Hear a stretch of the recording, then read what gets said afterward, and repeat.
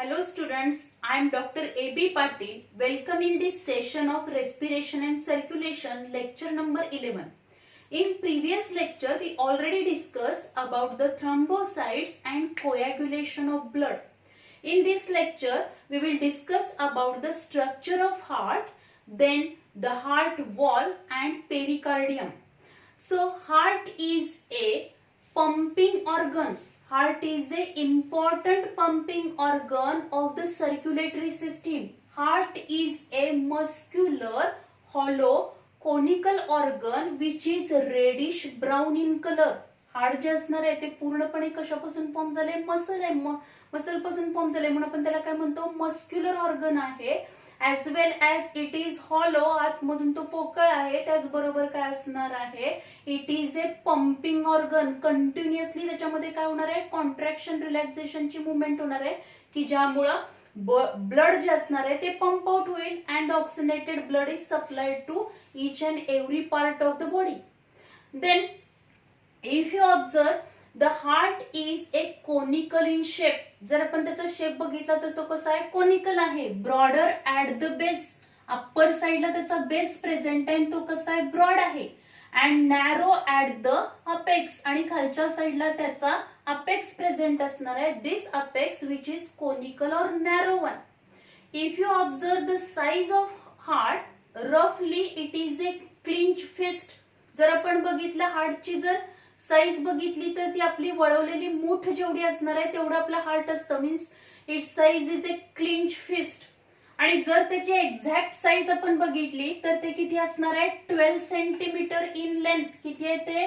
12 centimetre एवढी त्याची length आहे. 9 सेंटीमीटर इन ब्रेड्थ असणार आहे. देन वेट ऑफ हार्ट, जर आपण हार्टचं वेट बघितलं, it is 300 gram in male and 250 gram in female. Female मध्ये ते 250 ग्रॅम आहे आणि मेल मध्ये 300 ग्रॅम आहे. मीन्स ऑन अन ऍव्हरेज जर आपण हार्टचं वेट बघितलं तर 250 to 300 gram in weight. Then where this heart is situated, exactly हार्टची पोझिशन कुठे असणार आहे? Heart is present in between the two lungs. दोन लंगच्या मध्ये जर आपण बघितलं, दोन लंगच्या मध्ये जो काही स्पेस प्रेझेंट असणार आहे त्या स्पेसच्या तिथं काय असणार आहे? हार्ट प्रेझेंट असेल. या ज्या काही दोन लंग्स असतील त्या लंगच्या बरोबर इथं मध्ये जे काही स्पेस असेल त्या स्पेसला आपण म्हणतो मीडियास्टिनम, आणि त्या मीडियास्टिनमच्या तिथं हार्ट हे काय असेल? प्रेझेंट असेल. So heart is present in the thoracic cavity. Heart कुठे प्रेझेंट आहे? thoracic cavity मध्ये प्रेझेंट आहे. त्याच्या सगळ्या साइडनी प्रोटेक्शन आहे. आपण बघितले thoracic केज, रेस्पिरेशन मध्ये आपण बघितलेलं आहे. thoracic केज फॉर्म होताना डॉर्सल साइडला वर्टिब्रल कॉलम आहे, पुढच्या साइडला स्टर्नम आहे आणि साइडला सगळ्या रिब्स आहेत. आणि अशा या thoracic केज मध्ये दोन लंगच्या मध्ये जो काही स्पेस प्रेझेंट असतो त्या स्पेसला म्हटलं तर mediastinum. And in this mediastinum heart is present. And this heart which is tilted towards the left side. हे tilted towards the left side. Left साइडला काय झालेलं आहे? टिल्ट झालेलं आहे. मीन्स नॉर्मली हार्ट जे असणार आहे ते कुठल्या साइडला असणार आहे? डाव्या साइडला असेल. It is tilted towards the left side. But rarely in some person, काही लोकांमध्ये आपल्याला काय दिसेल? Heart is present towards the right side. उजव्या साइडला हार्ट असेल. And it is a X link disorder. ही एक एक्स लिंक डिसऑर्डर आहे. This is known as dextrocardia. त्याला काय म्हटलं तर? Dextrocardia. Means if you observe the exact location of the heart is present in the thoracic cavity in between the two lungs. The space is present which is nothing but the mediastinum where the heart is situated. Then it is tilted towards the left side. Left side ला ते tilted आहे. And if these in some person if the heart is tilted towards the right side or if it is present towards the right side, जर उजव्या साइडला heart present असेल तर ही एक disorder आहे, एक्स लिंक डिसऑर्डर आहे. तिला म्हटलं तर डेक्स्ट्रोकार्डिया. त्याला काय म्हटलं तर? Dextrocardia. So in this way, this is all about the heart. आपण इन जनरल जर हार्टचं जर साईज शेप बघितला तर या पद्धतीने असणार आहे. हार्ट हे रेडिश ब्राऊन कलरचं आहे, मस्क्युलर आहे, हॉलो आहे, कोनिकल आहे, ब्रॉडर ऍट द बेस आहे, नॅरो ऍट द अपेक्स असेल. Then we discuss about the pericardium. This muscular organ which is present in a double membranous sac. एका double membrane sac मध्ये काय असणार आहे, हे हार्ट प्रेझेंट असेल. And this double membranous sac like structure which is known as pericardium. त्याला काय म्हटलेलं आहे, pericardium. If you observe the structure of this pericardium, then pericardium which is formed from the two layers. या pericardium मध्ये परत दोन layer आहेत. Outer layer जी असणार आहे, इथं आपण रेड कलरनी दाखवली आहे, ती outer layer of the pericardium which is known as fibrous pericardium. त्याला काय म्हटलं तर fibrous pericardium. And this fibrous pericardium which is from the fibrous connective tissue. ही कशापासून फॉर्म झाली आहे, फायबरस कनेक्टिव्ह टिश्यू पासून फॉर्म झाली आहे. It is tough and inelastic. ती कशी आहे, टफ आहे, इनइलॅस्टिक आहे. त्याचबरोबर ती फायबरस कनेक्टिव्ह टिश्यू पासून काय झालेली आहे, फॉर्म झालेली आहे. Then inner to this fibrous pericardium. आता ह्या फायबरस पेरिकार्डियमच्या आतमध्ये हे जे काही आपल्याला पूर्ण जी पेरिकार्डियमची लेअर दिसते, the inner to this fibrous pericardium the serous pericardium is present. काय असणार आहे त्याच्या आतमध्ये, सीरस पेरिकार्डियम असेल. And this serous pericardium which is a soft moist. ही जी सीरस पेरिकार्डियम आहे ती कशी आहे, सॉफ्ट आहे, मॉइस्ट आहे, इलॅस्टिक आहे. as well as it is formed from the epithelial cells. ती कशापासून फॉर्म झाली आहे, इपिथेलियल सेल्स पासून फॉर्म झाली. देन दिस सीरस पेरिकार्डियम. आता या सीरस पेरिकार्डियम मध्ये परत दोन लेयर्स असणार आहेत. These are nothing but the outer, या म्हणजेच बरोबर या फायबरस पेरिकार्डियमच्या आतमधली आणि सीरस पेरिकार्डियमची पहिली लेअर जी असणार आहे which is nothing but the parietal layer of the serous pericardium. This parietal layer of the serous pericardium which is present inner to the fibrous pericardium. Fibrous pericardium च्या आतमध्ये serous pericardium ची parietal layer present असेल. Then inner to this parietal layer, या parietal layer च्या आतमध्ये इथं आपल्याला green कलरने आपण बघितलं तर लक्षात येईल, इथं काय असणार आहे, visceral layer of the serous pericardium. Serous pericardium ची व्हेसरल लेअर आहे. देन इन बिटवीन, आता ह्या parietal layer and visceral layer of the serous pericardium याच्यामध्ये आपल्याला हा स्पेस पाहायला मिळतो. And this space is known as a pericardial space. त्याला काय म्हटलं तर पेरिकार्डियल स्पेस म्हटलं तर. And this pericardial space which is filled with A pericardial fluid.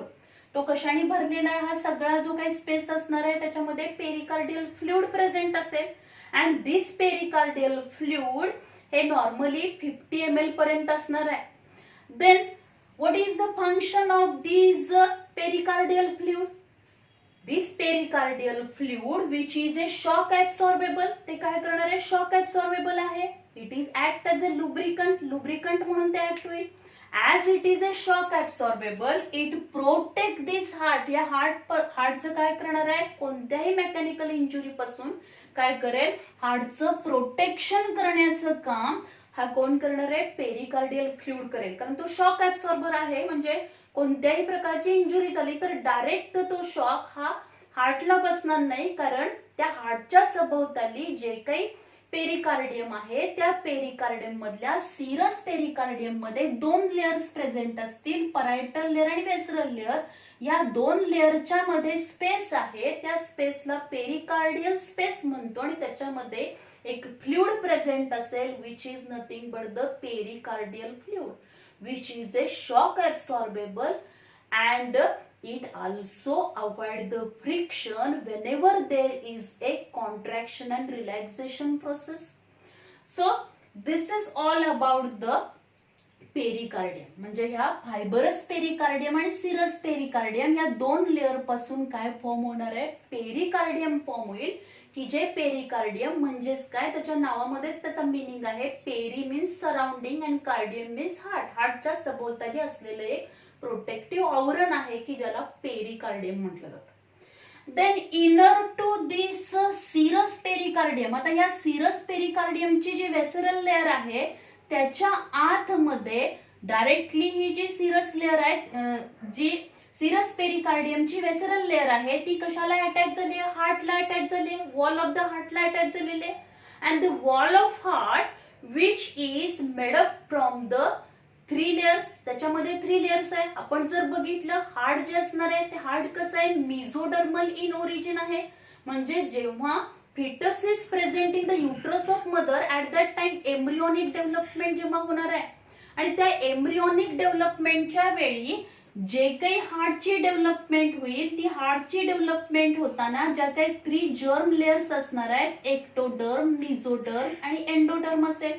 तर हार्ट जे असणार आहे ते हार्ट कशापासून फॉर्म होणार आहे, मिडल लेअर मीन्स मिझोडर्म पासून फॉर्म होणार आहे. मिझोडर्म या जर्म लेअर पासून पूर्ण हार्ट फॉर्म होईल. So heart is a mesodermal in origin and the wall of heart, जर आपण हार्टची वॉल बघितली, the wall of heart which is form from the 3 layers. त्याच्यामध्ये परत 3 लेयर्स आहेत. सगळ्यात आउटर मोस्ट जी असेल तिला आपण इपिकार्डियम म्हणतो. Then middle which is known as, this one is the epicardium, ही इपिकार्डियम आहे. त्याच्यानंतर जी मधली आहे मिडल वन जी आहे this is nothing but the myocardium and inner most जी असणार आहे which is nothing but the endocardium.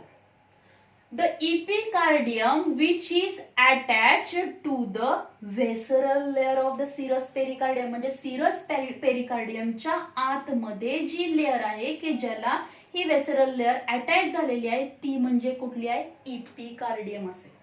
And this epicardium which is form from the simple flat squamous epithelial cells. Flat squamous epithelial cells पासून काय form होणार आहे, ही epicardium form होते. And which is rest on the basement membrane. Basement membrane वरती ती present आहे. Then inner to the epicardium, ह्या इपिकार्डियमच्या आतमध्ये जर आपण बघितलं तर आपल्याला काय दिसेल, मायोकार्डियम दिसेल. अँड दिस मायोकार्डियम, ही जी काही मायोकार्डियम आहे, this myocardium which is form from the cardiac muscles. ती कशापासून फॉर्म झाली आहे, कार्डियक मसल्स पासून फॉर्म झाली आहे.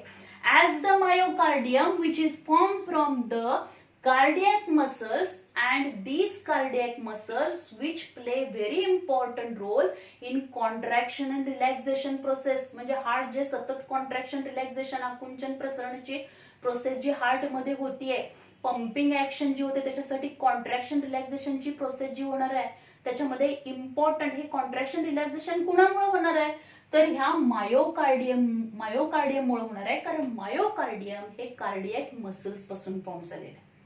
Then inner to this myocardium. आता या मायोकार्डियमच्या आतमध्ये सगळ्यात inner most layer of the heart wall, heart वॉलची सगळ्यात इनर मोस्ट लेअर जी असेल तिला आपण म्हणतो एंडोकार्डियम. काय म्हणतो तिला, endocardium. And this endocardium which is also made up from the squamous epithelial cells. ती पण कशापासून फॉर्म झाली आहे, single layer of the squamous epithelial cells पासून फॉर्म झालेली आहे.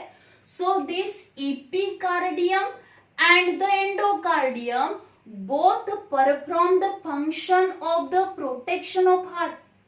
इपिकार्डियम आणि एंडोकार्डियम ह्या दोन्ही काय करणार आहेत, हार्टचं प्रोटेक्शन करतील. आणि मायोकार्डियम जी आहे ती मायोकार्डियम कार्डियक मसल्स पासून फॉर्म झाली आहे which play very important role in contraction and relaxation of the heart. So this is all about the heart wall, structure of heart wall. म्हणजे आपण इथं size and shape of the heart बघितलंय, त्यानंतर dextrocardia, pericardium and heart wall. So all these points we already here discussed. Then we discuss about the structure of heart. If you observe these diagrams, this diagram shows the ventral view of the heart. Heartचा ventral view आपल्याला इथं दिसतोय. If you observe the structure of heart, the human heart is 4 chambered. जे heart असणार आहे ते किती chamber आहे, 4 chamber. The human heart is 4 chambered.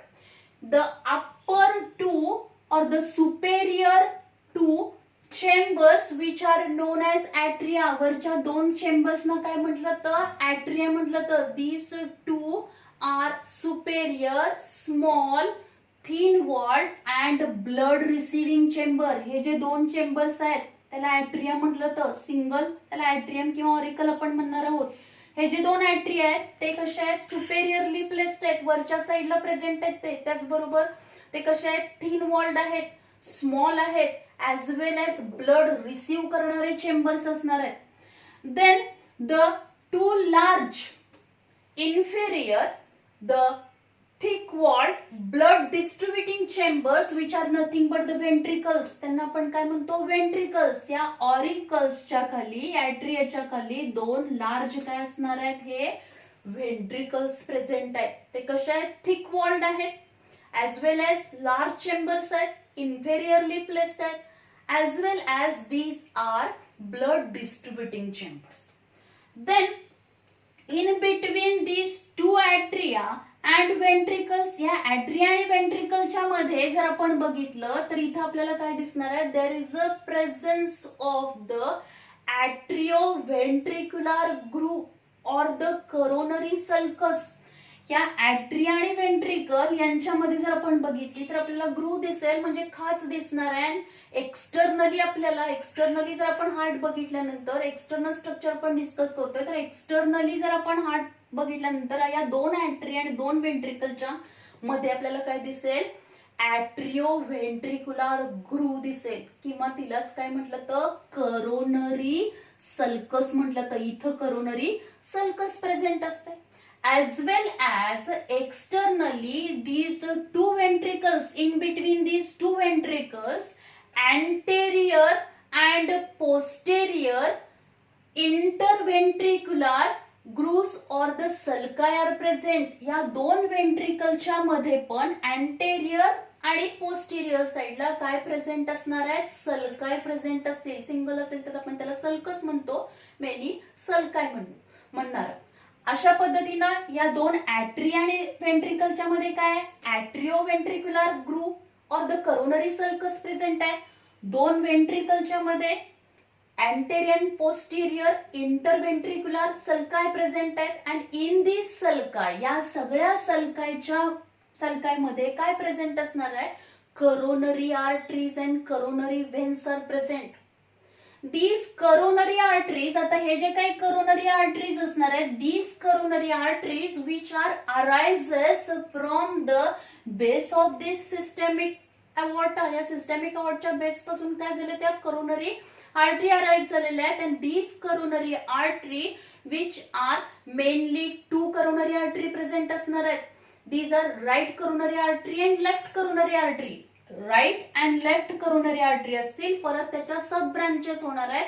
And these coronary arteries which supply oxygenated blood to the heart. हार्टच्या सगळ्या पार्टला ऑक्सिनेटेड blood supply करण्याचं काम ह्या कोण करणार आहेत, करोनरी आर्टरी करतील. इथं रेड कलरनी ज्या दाखवल्यात त्या काय आहेत, करोनरी आर्टरीज आहेत, की ज्या करोनरी आर्टरीज काय करतात, they supply oxygenated blood to the heart. कारण हार्टला पण काय करायचंय, पंपिंग ऍक्शन करायचंय. हार्टने पंपिंग ऍक्शन केल्याशिवाय ब्लड पंप आउट होणार नाही आणि ते ऑक्सिनेटेड ब्लड सगळ्या बॉडीला मिळणार नाही. आणि कंटिन्युअसली त्याची जर पंपिंग ऍक्शन व्हायची असेल तर त्याला ऑक्सिनेटेड ब्लड सप्लाय झालं पाहिजे, ऑक्सिजन मिळाला पाहिजे. So the oxygenated blood which is supplied to all parts of the heart with the help of coronary arteries. And coronary veins, इथं आपण ब्ल्यू कलरनी ज्या दाखवल्यात त्या काय आहेत, करोनरी व्हेन्स असतात. These coronary veins, they collect deoxygenated blood from the heart, and all these coronary veins, they join to form a coronary sinus, and this coronary sinus which is open into the right atrium. ते right atrium मध्ये काय होणार आहे, open होईल. म्हणजेच coronary व्हेन्स ज्या असणार आहेत त्या काय करतील, या हार्ट मधलं जे काही हार्ट मधलं डिऑक्सिनेटेड ब्लड करेक्ट करणार आहे, त्या सगळ्या व्हेन्स जॉईन होतील, त्याच्यापासून करोनरी सायनस फॉर्म होईल. आणि हे करोनरी सायनस हे कुठं ओपन होणार आहे, राईट एट्रियम मध्ये ओपन होईल. So in this way, coronary arteries and coronary veins which are present in these sulci which are present on the heart. Heart वरती जे काय सल्काय ग्रूव्स प्रेझेंट असणार आहेत त्याच्यामध्ये coronary arteries, coronary veins present असतील, which play very important role to supply the oxygenated blood as well as veins collect the deoxygenated blood from the heart and transfer into the right atrium. Then if you observe the right atrium, जे काय right atrium असणार आहे, या right atrium मध्ये जे आपण जर बघितलं इथं जी असेल ती काय दिसणार आहे आपल्याला, this one is the superior vena cava, इथं आपल्याला दिसते सुपेरियर व्हेना केवा, and this one is the inferior vena cava. This superior and inferior vena cava which collect the deoxygenated blood and they also open into the right atrium. Right atrium मध्ये ते open होणार आहेत, and right atrium which is comparatively larger than the left atrium. Left atrium पेक्षा right atrium काय असणार आहे, large असेल, and right atrium which receive deoxygenated blood. Then left atrium जर आपण बघितलं तर या लेफ्ट एट्रियम मध्ये काय ओपन होणार आहे, पल्मोनरी व्हेन्स ओपन होतील, and this pulmonary veins carry oxygenated blood, means this left atrium which receive oxygenated blood. Then if you observe the ventricles, आता या व्हेंट्रिकल्स मध्ये जर आपण बघितलं, फ्रॉम दिस व्हेंट्रिकल्स, या व्हेंट्रिकल्स पासून राईट व्हेंट्रिकल मधून जर आपण बघितलं, फ्रॉम दिस राईट व्हेंट्रिकल पासून काय अराइज झालेला आहे, pulmonary trunk. Pulmonary trunk which arises from the right ventricle पासून पल्मोनरी ट्रंक अराइज झालेले आहे.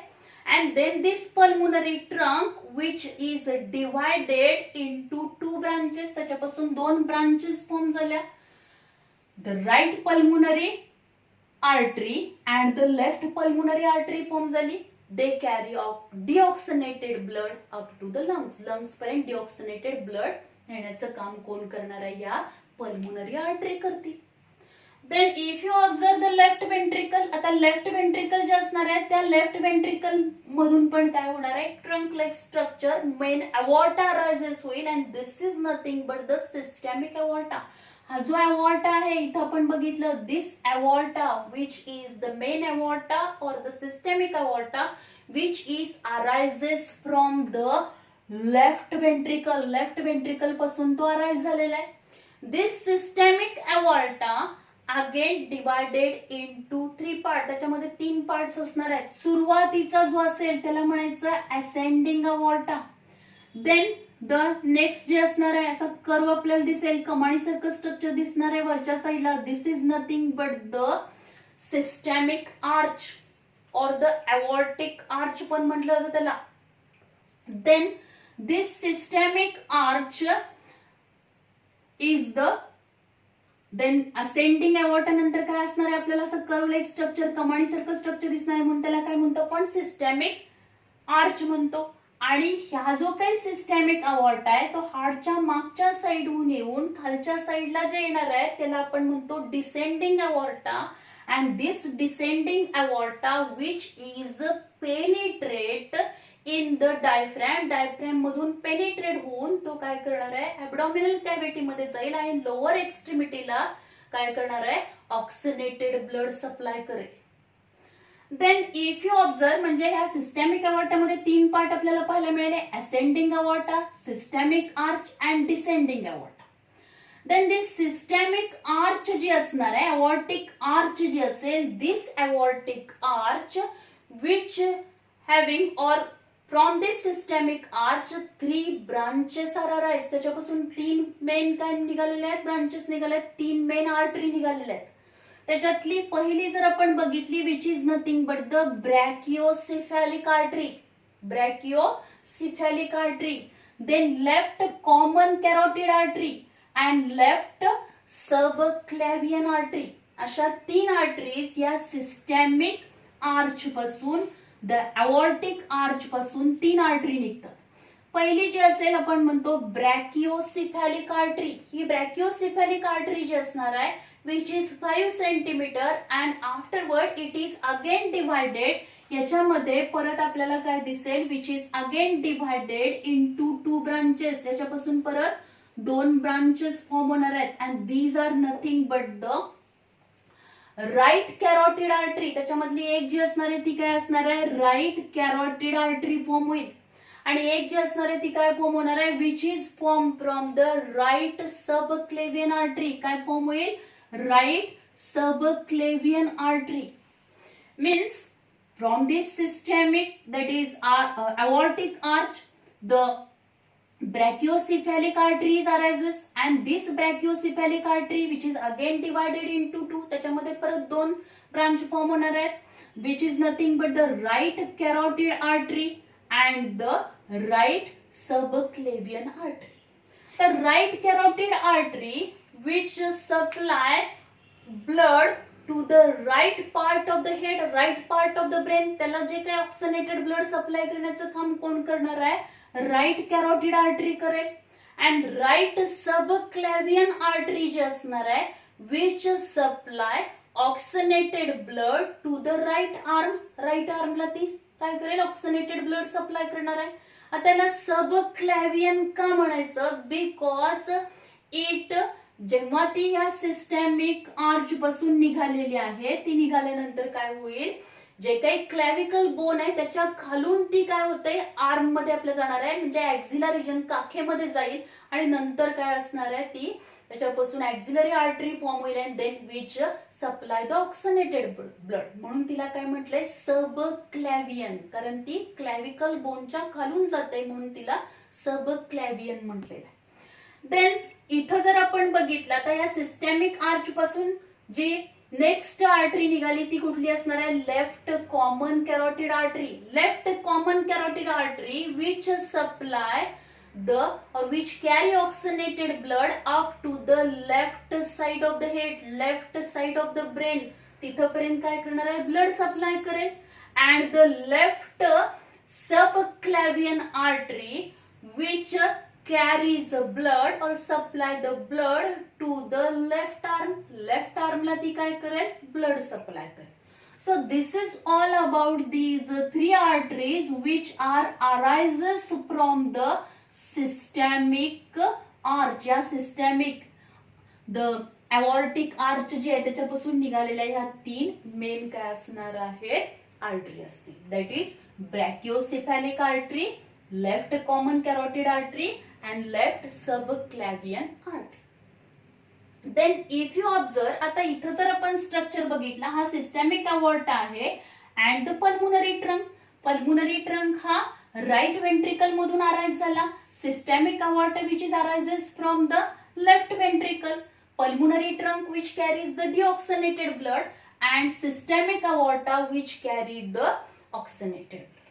आता या दोन्हीच्या मध्ये जर आपण बघितलं, this systemic aorta and pulmonary trunk, in between these two, one of the आपल्याला तिथे एक छोटीशी डक लाइक स्ट्रक्चर पाहायला मिळेल. This is nothing but the ligamentum arteriosum. त्याला काय म्हटलं तर ligamentum arteriosum which is the remnant of the ductus arteriosus of the foetus.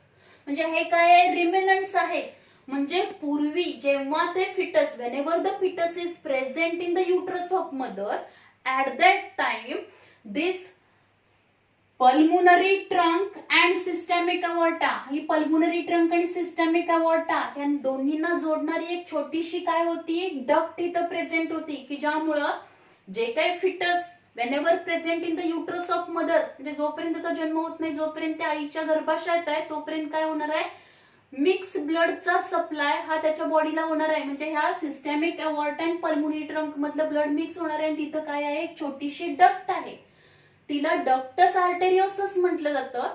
But after the birth, म्हणजे जेव्हा बेबी जन्माला येणार आहे, डिलिव्हरी झाल्यानंतर जेव्हा अम्बिलिकल कॉर्ड कट केली जाते, त्यानंतर त्या बेबी जेव्हा तिचा काय होणार आहे, रेस्पिरेशन स्टार्ट होईल, म्हणजेच तिच्या लंग्स मध्ये जेव्हा काय जाते, एअर जाते, तेव्हा जोरात बाळ रडतं आणि तेव्हापासून ऑक्सिनेटेड ब्लड, म्हणजेच त्याच्यामध्ये काय होणार आहे, सेल्फ त्याचं सर्क्युलेशन पूर्णपणे ऑक्सिनेट जे काय असणार आहे, रेस्पिरेशन सुरू होईल. आता इथं जर आपण बघितलं, आफ्टर द बर्थ झाल्यानंतर विदिन 5 मिनिट्स, 5 मिनिटाच्या आत काय होणार आहे, दिस डक्टस आर्टेरियोसस हे जे काही डक्टस आर्टेरियोसस आहे दिस कॅन बी फंक्शनली क्लोज. ते काय होणार आहे? फंक्शनली क्लोज होईल and within 1 to 3 months it is structurally पूर्णपणे ते काय होणार आहे? ही डक्टस आर्टेरियोसस ही बंद होईल आणि त्याचं जे काही रिमेनंट आपल्याला इथं दिसतंय त्याला म्हटलं तर लिगामेंटम आर्टेरियोसम. लिगामेंटम आर्टेरियोसम म्हटलं जातं. म्हणजे ऍक्च्युली ती डक्ट काय झालेली असणार आहे? क्लोज होणार आहे. फंक्शनली तर ती 5 मिनिटांमध्ये जन्म झाल्यानंतर लगेच क्लोज होणार आहे आणि 1 ते 3 महिन्यामध्ये ती पूर्णपणे स्ट्रक्चरली काय होणार आहे? क्लोज होणार आहे. तर इन सम पर्सन काही मध्ये आपण बघतो if these ductus arteriosus which is not closed, ती जर क्लोज झाली नाही then we observed one of the disorder. आपल्याला त्याच्यामध्ये काय दिसेल? If this ductus arteriosus which is not closed after the birth, then there is one of the disease or the disorder which is nothing but the patent ductus arteriosus. म्हणजे जन्मतःच त्या बाळामध्ये आपल्याला एक disorder पाहायला मिळेल दॅट इज कंजनायटल हार्ट डिसीज आपल्याला पाहायला मिळतो आणि मग सर्जरी करून आपल्याला हे काय करायला लागतं? क्लोज करायला लागणार आहे. कारण जे ऑक्सिनेटेड अँड डिऑक्सिनेटेड ब्लड हे काय होऊ शकतं? मिक्स होणार आहे.